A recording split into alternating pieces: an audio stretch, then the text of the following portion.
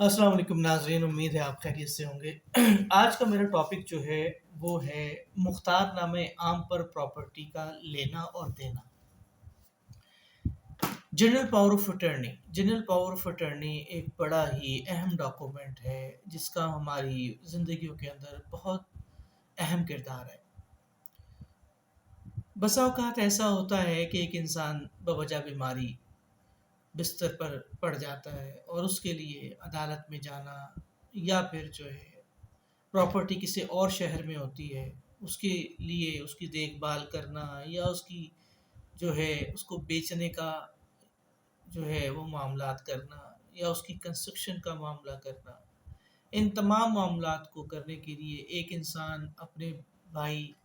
اپنی بہن یا اپنے دوست کو جو ہے جنرل پاور آف اٹرنی دے دیتا ہے کہ یار آپ اس معاملے کو جو ہے وہ سورٹ آؤٹ کر لیں۔ تو وہ جنرل پاور آف اٹرنی جو ہے وہ 1200 روپے والے اسٹامپ کے اوپر ہونا چاہیے، کم از کم 1200 روپے والا اسٹامپ جو ہے اس کے اوپر ہو، اس کے اوپر 2 گواہان موجود ہوں، پرنسپل اور ایجنٹ کی جو ہے وہ دستخط موجود ہوں، اور وہ جنرل پاور آف اٹرنی جو متعلقہ سب رجسٹرار ہے وہاں پر رجسٹرڈ ہو۔ وہاں پر رجسٹرڈ کروانے کے لیے اس کی کچھ ریکوائرمنٹس ہیں کہ پرنسپل خود وہاں پر جا کر بیان دے اور وہاں پر اس کے رجسٹر پر سائن انگوٹھے کرے گا کہ یہ میں جنرل پاور آف اٹرنی جو ہے مختار نامہ عام فلاں شخص کو دے رہا ہوں بابت اس پراپرٹی سے ریگارڈنگ جو ہے۔ اور ایک چیز جو ہے وہ اگر اس کو سیل آؤٹ کرنا چاہتا ہے تو وہاں پر ضرور مینشن کرے کہ اس کو یہ حق حاصل ہے کہ یہ میرے بہاف پر جو ہے اس پراپرٹی کو بیچ دے، سیل کر دے، اس کی رقم وصول کرے۔ یہ مینشن کرنا بہت ضروری ہے۔ اگر تو مختار نامہ عام پر باقی تمام چیزیں لکھی گئی ہیں اس پراپرٹی کے ریگارڈنگ اور یہ اسپیسیفکلی نہیں لکھا گیا کہ اس کو بیچنے کے اختیارات ہیں یا نہیں ہیں، اگر نہیں لکھا گیا کہ بیچنے کے اختیارات ہیں تو پھر اس مختار نامہ عام پر سیل کی ہوئی پراپرٹی وائڈ ایبینیشیو ہوگی، سرے سے ہی غلط ہو جائے گی، قانون کی نظر میں اس کی کوئی اہمیت نہیں ہے۔ ایک چیز بڑی واضح یہاں پر لوگوں کی جو ہے وہ انفارمیشن کے لیے بہت ضروری ہے کہ بہت سے جو جنرل پاور آف اٹرنی ہوتے ہیں وہ سگے بھائی بہنوں کے درمیان ہوتے ہیں۔ پہلی بات تو یہ ہے، میری آپ سے ریکویسٹ ہے کہ کبھی بھی کسی پر اعتبار نہ کریں، اپنے بہن بھائی یا دوست احباب کو کبھی بھی اپنی پراپرٹی سے ریگارڈنگ مختار نامہ عام نہ دیں، اپنے معاملات کو خود حل کریں۔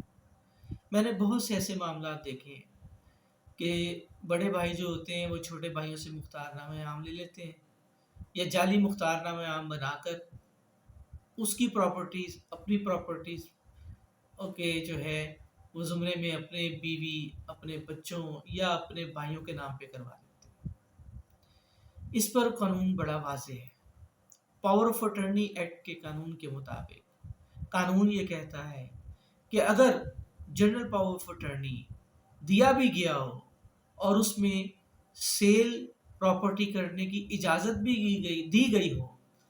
پھر بھی اگر کوئی شخص جو ایجنٹ ہے جس کو جنرل پاور آف اٹرنی دیا گیا ہے،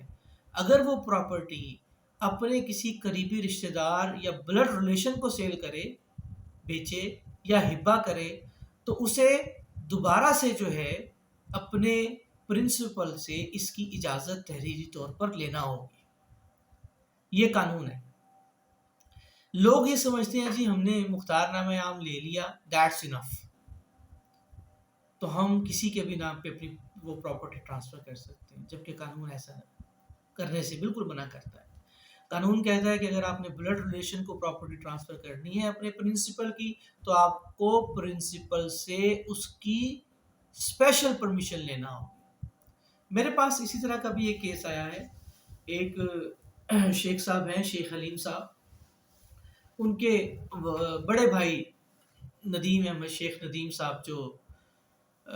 صادق آباد میں نرالا آئس کریم کے نام سے فیکٹری چلاتے ہیں، تو انہوں نے اپنے چھوٹے بھائی علیم احمد کا جعلی مختار نامہ عام بنا کر سن 2000 میں، اور علیم صاحب اپنے چھوٹے بھائی کی پراپرٹی اس مختار نامہ عام پر اس کی بنیاد کے اوپر اپنی بیوی